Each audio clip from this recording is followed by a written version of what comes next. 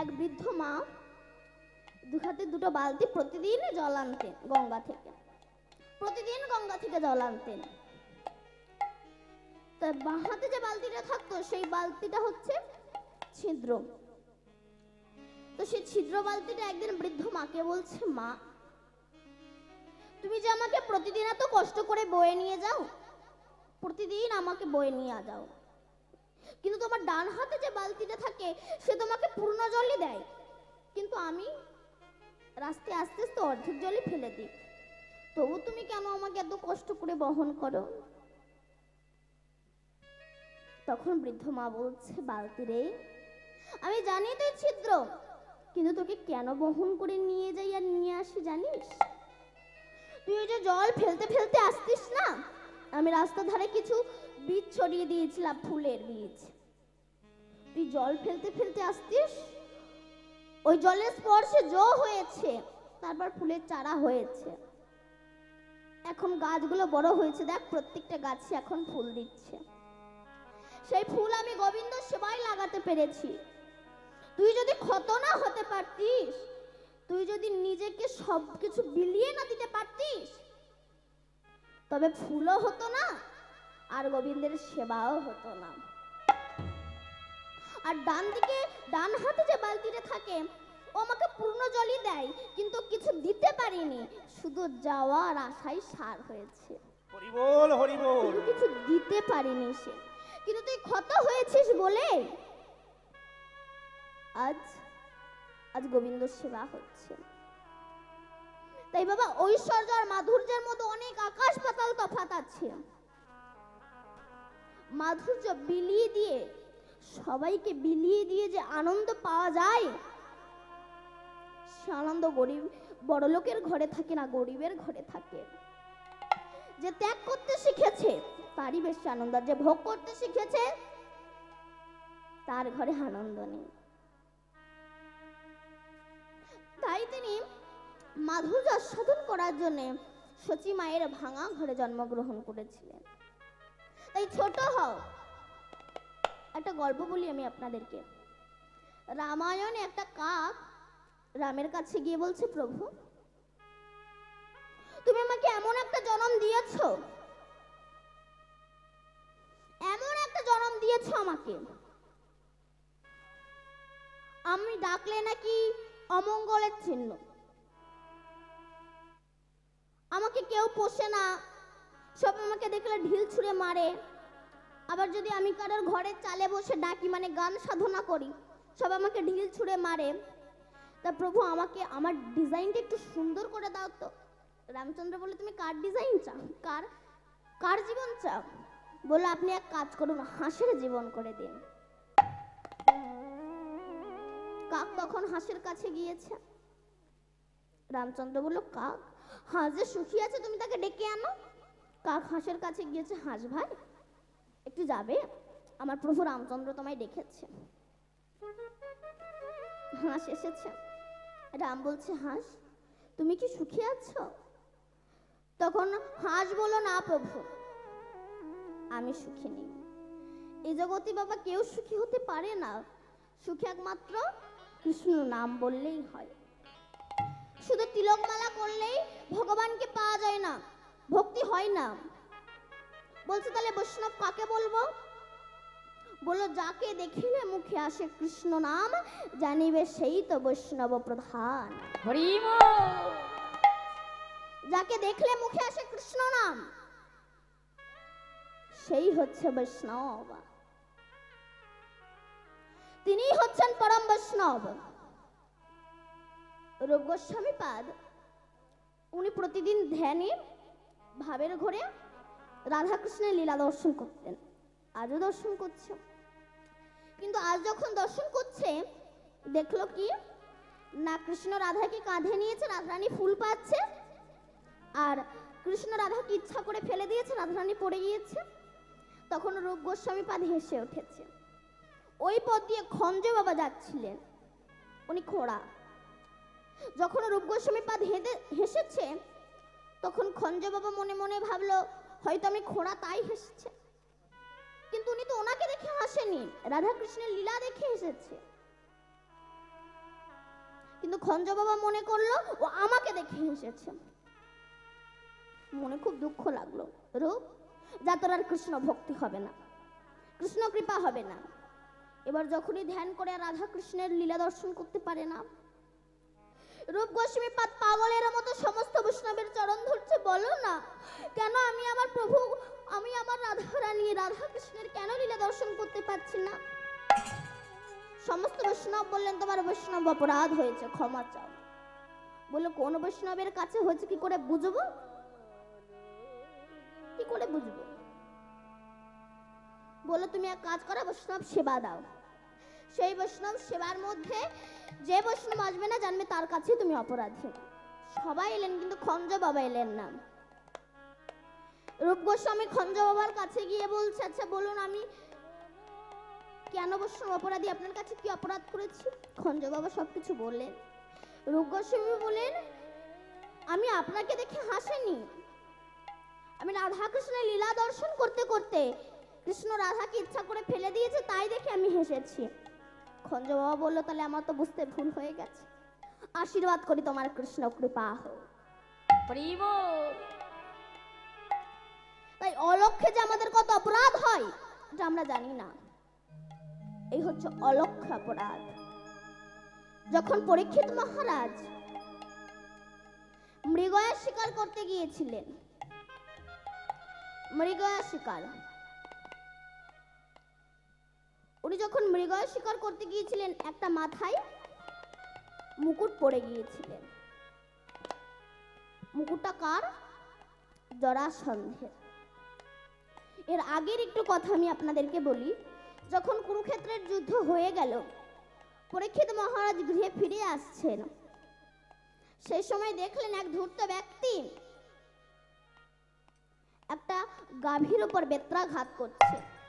পরীক্ষিত মহারাজ বললেন, এমন তো হয় না, আমার রাজ্যে দুর্বলের উপর সবলের অত্যাচার। পরীক্ষিত মহারাজ গিয়ে বলল, তুমি কে? তখন সে বলল, আমি হচ্ছি কলি, তোমার কাজ দুর্বলের উপর সবলের অত্যাচার। পরীক্ষিত বলল, আমি তোমাকে এক্ষুনি মৃত্যুদণ্ড দেব। এই বলে যেই বাণ নিক্ষেপ করতে গিয়েছে, তখন কলি বলছে, পরীক্ষিত মহারাজ যদি আপনার সঙ্গে আমার না বনে তাহলে আমাকে পৃথক করে দেন।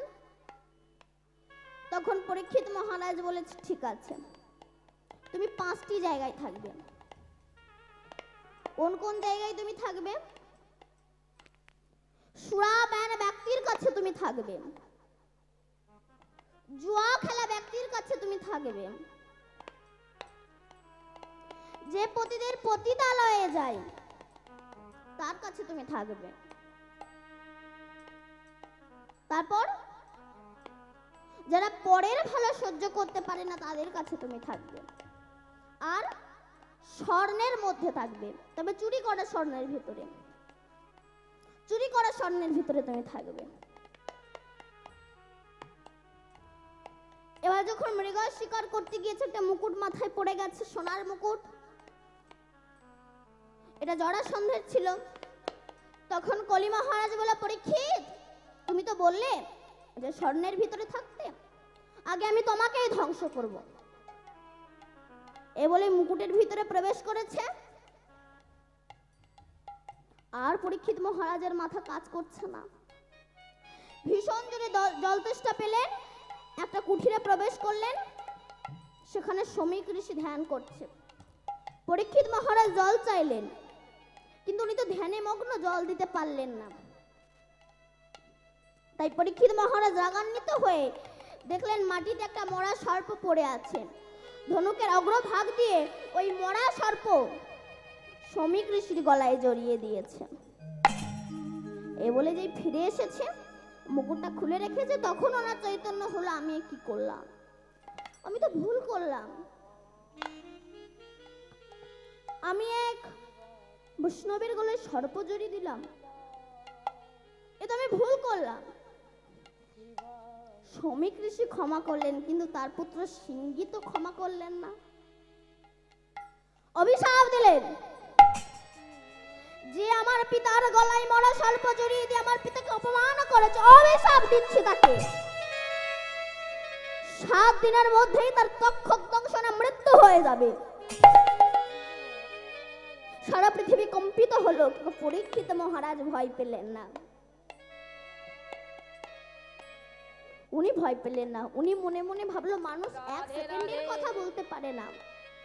আমি 7 দিন আগে জানতে পেরেছি আমার মৃত্যু 7 দিন পরে গিয়ে হবে। তাই এই 7 দিন আমি প্রাণ ভরে হরি নাম শ্রবণ করব। নিতাই গৌর হরি বল। এবার তত্ত্ব বলি। পরীক্ষিতটাকে আমি, আপনি পরীক্ষিত। কিসের রাজা? অহংকারের রাজা। আমাদের কিছু থাক বা না থাক, অহংকারটা কম নাই। কিসের মুকুট মাথায় পড়েছি? অহংকারের মুকুট মাথায় পড়েছি।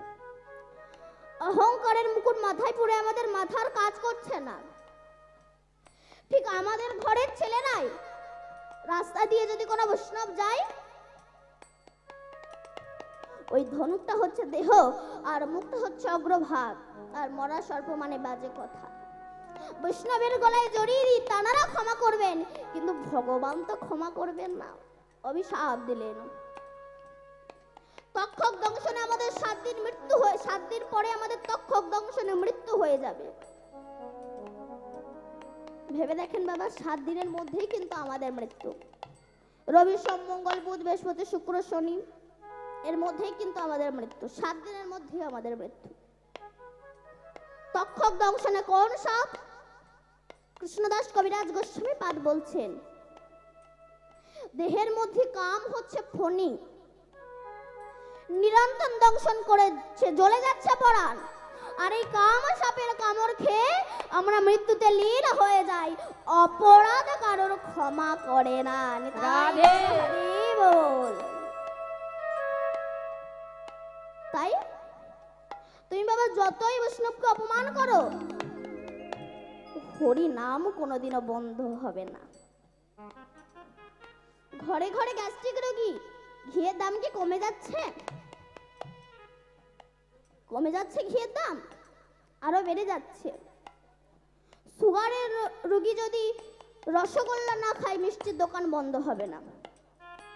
কানা যদি আয়না না কেনে, আয়না কোম্পানি বন্ধ হবে না। রাধে রাধে। যেমন সুগারের রোগী যদি ঘি না খায়, ঘিয়ের দাম কমবে না। সুগারের ব্যক্তি যদি রসগোল্লা না খায়, মিষ্টির দোকান বন্ধ হবে না। ঠিক তেমনি চরিত্রহীন যদি কৃষ্ণ নাম না করে, বৈষ্ণব মালা তিলক দেশে বন্ধ হবে না। হরি বল হরি বল। রাধে। তাই রামচন্দ্র হাঁসকে বলছে, হাঁস বলো তুমি কি সুখী আছো?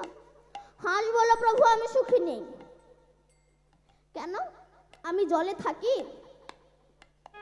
ডুব মেরে শামুক ধরে খাই। আমাকে যে পোষে, আমি যে ডিমগুলো পারি, যে আমাকে পোষে, সে আমার ওই ডিমগুলো রান্না করে খেয়ে নেয়। আমাকে মা ডাক শুনতে দেয় না, আমার ডিমগুলো খেয়ে নেয়। তারপরে আমি যখন বৃদ্ধ হয়ে যাব, আর ডিম দিতে পারবো না, সেই সময় আমাকে কেটে রান্না করে খাই। তাই প্রভু আমি সুখী নেই, আমার যে কাক সুখী আছে, কারণ ওর মাংস কেউ খায় না। রাধে রাধে। তখন রাম বলছে, কাক তুমি কি হুনো হাঁসের জীবন চাও? তখন কাক বলেন না, ওর কথা শুনে আর ভালো লাগছে না। আচ্ছা তাহলে কার জীবন চাও? কাক বলে, আপনি এক কাজ করুন, আমাকে টিয়া পাখির জীবন করে দেন। কি সুন্দর টি টি করে ডাকবে। তখন রামচন্দ্র বলল, আচ্ছা তুমি টিয়াকে ডেকে আনো, দেখি টিয়া সুখে আছে কিনা। কাক টিয়াকে ডেকে এনেছে। টিয়াকে ডেকে এনেছে। রামচন্দ্র বলছে, টিয়া তুমি সুখে আছো? টিয়া বলে, না প্রভু আমিও সুখে নেই। জগতে বাবা কেউ সুখে নেই। আপনি ভাবছেন বড় লোকের ঘরে সুখ আছে, কান পেতে দেখবেন তার ঘরেই বেশি অশান্তি। কেন? ছেলে সবসময় টাকা দাও টাকা দাও টাকা দাও, মেয়ে সবসময় টাকা দাও টাকা দাও টাকা দাও। টাকা বেশি হলে আপনার দেহ পর্যন্ত আপনার শত্রু হয়ে যায়, চুল শত্রু হয়ে যায়। চোখ হাত পা কান নাক মুখ শত্রু হয়ে যায় টাকা বেশি হলে। কেন না? আগে 50 টাকার ব্রাশে কাজ মিটতো, যেই না টাকা বাড়লো 500 টাকার ব্রাশ চাই। আগে 500 টাকার জিনিস ঠোঁটে লাগাতাম, কিন্তু যখন টাকা হলো তখন ঠোঁট বলে আমাকে আর ওই 500 টাকার জিনিস দিলে হবে না, 1000 টাকার জিনিস দিতে হবে। যখন টাকা ছিল না তখন সকালবেলা পান্তা খেতেন, কিন্তু যখন টাকা হলো সকালবেলা বিরিয়ানি না হলে দিন চলেন না। টাকা বেশি হলে আপনার দেহটাও আপনার থেকে শত্রু হয়ে যায়। টিয়া বলে প্রভু আমি দুঃখে আছি, আমিও সুখে নেই। কেন? বলে আমি পোকামাকড় ধরে ধরে খাই, গাছের ডালে গিয়ে ঘুমাই, সে সাপ এসে আমাকে খেয়ে নেয়। সাপে যদি আমাকে না ধরে ব্যাধ আমাকে ধরে নিয়ে যায়, খাঁচার ভিতরে বন্দি করে রাখে, দুটো ভাত ছড়িয়ে দেয়, সারা জীবন আমার স্বাধীনতাকে কেড়ে নিয়ে তোমার হরিনাম করতে দেয় না, তোমার কাছে আমাকে যেতে দেয় না দয়াল, আমিও সুখে নেই। রাম বলল তাহলে কাক তুমি কার জীবন চাও? বলে আপনি এক কাজ করুন, ময়ূরের জীবন করে দেন। রাম বলল ময়ূরকে ডেকে আনো। কাক ময়ূরের কাছে গিয়েছে, ময়ূর একটু যাবে, ডেকেছে প্রভু রাম। ময়ূর গিয়েছে, ময়ূর তুমি কি সুখে আছো? ময়ূর বলে না প্রভু। কেন? আপনি আমার সুন্দর সুন্দর পাখনা দিয়েছেন বটে, পেখম দিয়েছেন, কিন্তু মানুষগুলো প্রত্যেকটা মানুষ আমাকে ধরে আমার এই কাঁচা কাঁচা পাখনাগুলো ছিঁড়ে ছিঁড়ে তুলে নেয়। দেখবেন বৃন্দাবনে গেলে ময়ূরের পাখা বিক্রি করতে পাওয়া যায়, ওই কাঁচা কাঁচা পাখাগুলো তুলে নেয়, রক্ত ঝরঝর করে পড়ে, তবু আমাকে কষ্ট সহ্য করতে হয়। তাই প্রভু আমাকে পরজন্মে ময়ূর করে জন্ম দিও না, কাক কুলে আমায় জন্ম দিও। কি কাক? ময়ূরের জন্ম চাও? বলে না প্রভু। তাহলে তোমরা কার জন্ম চাও, কার জীবন চাও? তখন চারজনা বলে প্রভু কারোর জীবন চাই না, আশীর্বাদ করো আগামী জন্মে যেন কৃষ্ণ ভক্ত হয়ে আমরা জন্মগ্রহণ করতে পারি, এ ভিন্ন আর কিছু চাওয়া পাওয়া নাই। তাই সেই গৌরাঙ্গ সুন্দর আজ বিরল মন্দিরে বসে আছে। গৌর সুন্দরের ভাব হচ্ছে আজ দুই প্রকার, একটি হলো রসরজ আর একটি হলো মহাভাব। রসরজ হলেন গৌর সুন্দর আর মহাভাবের পাত্রী হলেন শ্রীমতী রাধা ঠাকুরানী। তাই সেই গৌর সুন্দর কিশোরীর ভাব আশ্রয় গ্রহণ করে গৌর কিশোর যেন কিশোরী হয়েছেন, কিশোরী হয়ে কেঁদে কেঁদে বলছেন কিশোরী কহিছে করুণা কর হে, শোনো হে প্রাণনা। আমার কিশোরী কহিতে পুন প্রাণনা, ওহে প্রাণনা। কাঁদিতে কাঁদিতে কহে কি করিলে সে, কাঁদিতে কাঁদিতে কহে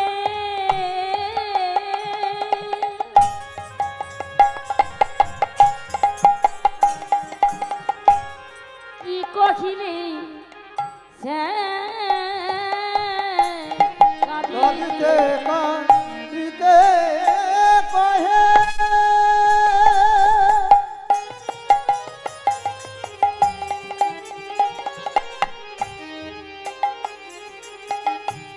কি কহিয়েছে,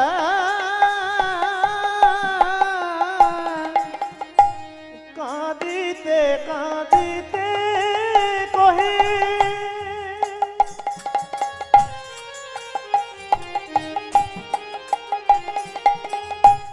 কি করিলে সে, তোমার লাগিয়া হইল কলঙ্কিনা। শ্যাম রে তোমার লাগিয়া কইল কলঙ্কিনী না। শ্যামরে আর তোমাতে হইয়া আমার কলঙ্কিনী না। আমার কলঙ্কে জগৎ ভরে গেল। শ্যামকে কলঙ্কে জগৎ ভরে গেল। কৃষ্ণ ভালো বেশে আমার হে প্রাণবধূ, তোমায় ভালো বাসি বলে আমার কলঙ্কে জগৎ ভরে গেল। তোমায় ভালো বাসি বলে বধু কলঙ্কে জগৎ ভরে গেল। তোমায় ভালো সি বলে কলঙ্কে জগৎ ভরে গেল। বলি তোমায় ভালো বাসি বলে কলঙ্কে জগৎ ভরে গেল।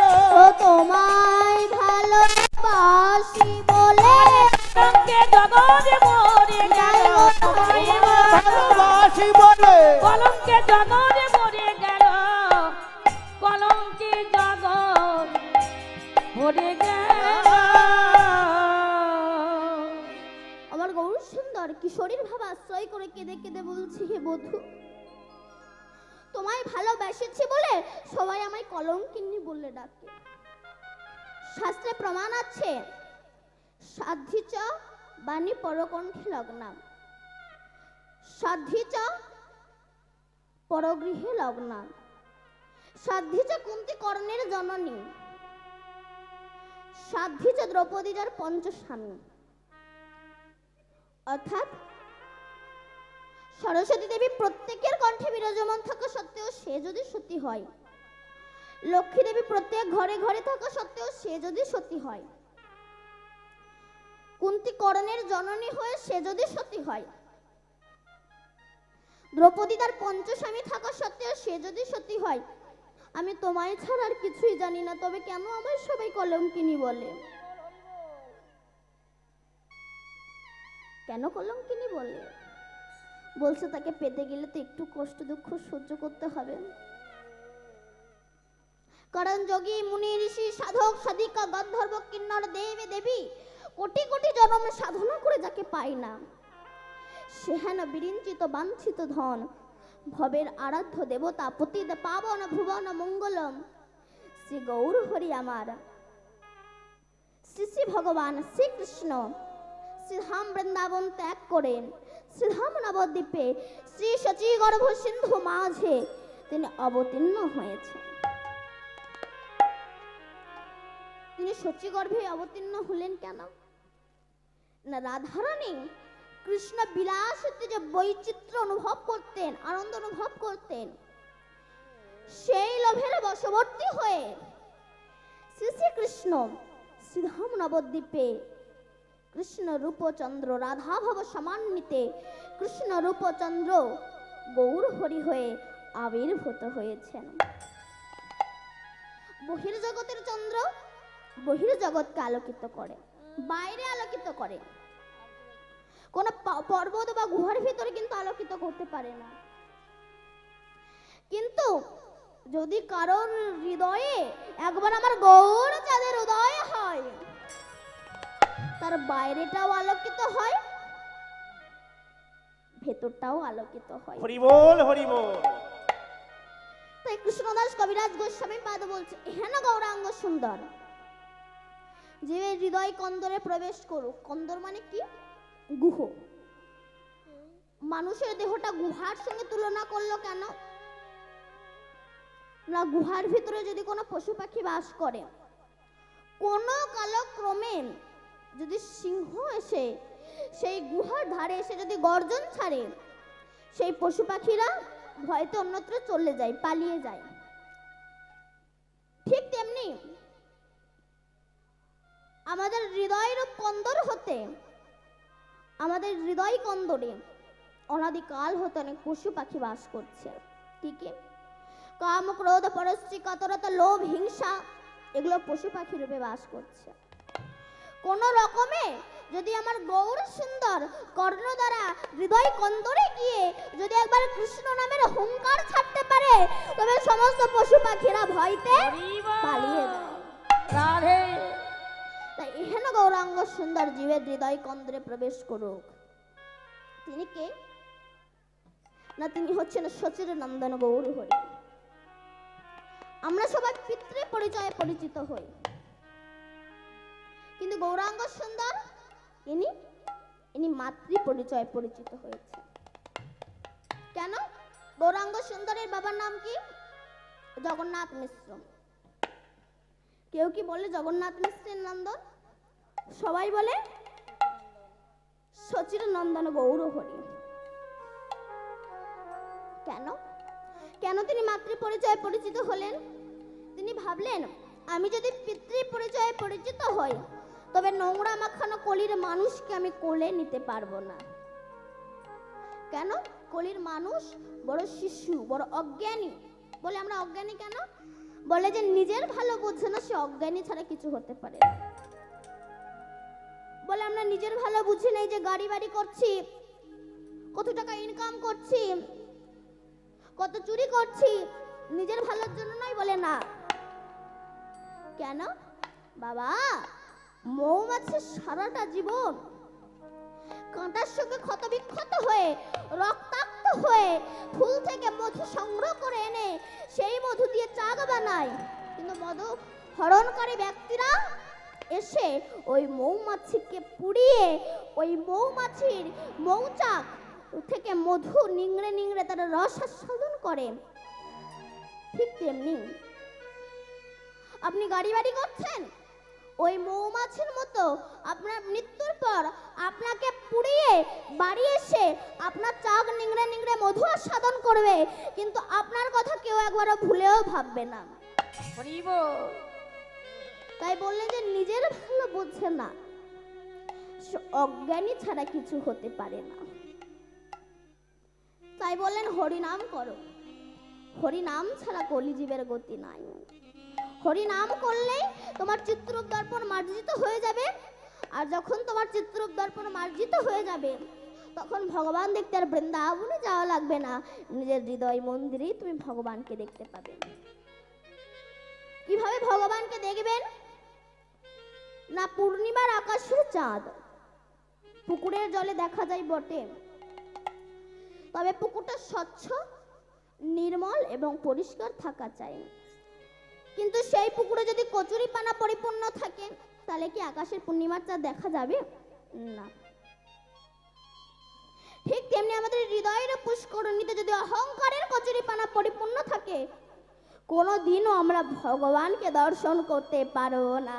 নিতাই গৌর হরি তোর হিয়ার মাঝে লুকিয়েছিলে, দেখতে তোমায় পাইনি আমি, দেখতে আমি পাইনি।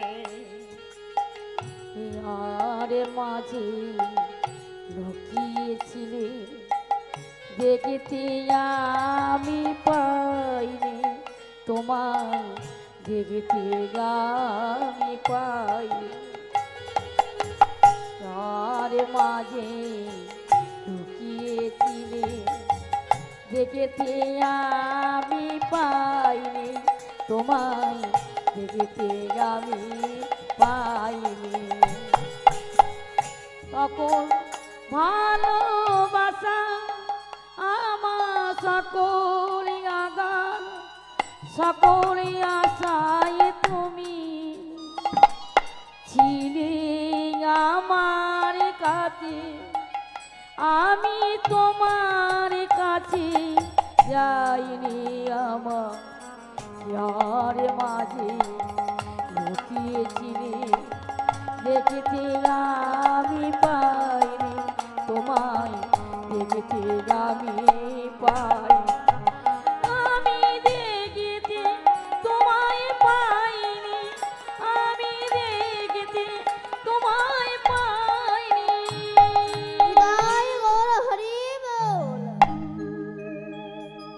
তাই হরিনাম করলে তোমার চিত্ররূপ দর্পণ মার্জিত হয়ে যাবে, আর যখন তোমার চিত্ররূপ দর্পণ মার্জিত হয়ে যাবে তখন ভগবান দেখতে আর বৃন্দাবনে যাওয়া লাগবে না, নিজের হৃদয় মন্দিরে তুমি ভগবানকে দেখতে পাবে। সত্যযুগের মানুষ ভগবানকে পেয়েছে ধ্যান করে। কৃতে যধ্যায়ে বিষ্ণু ত্রতায়ং যজতি মক্ষয় দাপরে পরিচর্যনং কলৌ তো ধরি নাম সংকীর্তন। দাপর যুগের মানুষ ধ্যান করে ভগবানকে পেয়েছে, ত্রেতা যুগের মানুষ যজ্ঞ করে ভগবানকে পেয়েছে, দাপর যুগের মানুষ পূজা অর্চনা করে ভগবানকে পেয়েছে। কিন্তু কলিযুগে কিছুই করার দরকার হয় না, যদি কেউ একবার প্রাণ ভরে হরি বল বলতে পারে রাধে তার আর কিছুই করার দরকার হয় না, শুধু হরি বল বললেই সমস্ত কৃপা হয়ে যাবে।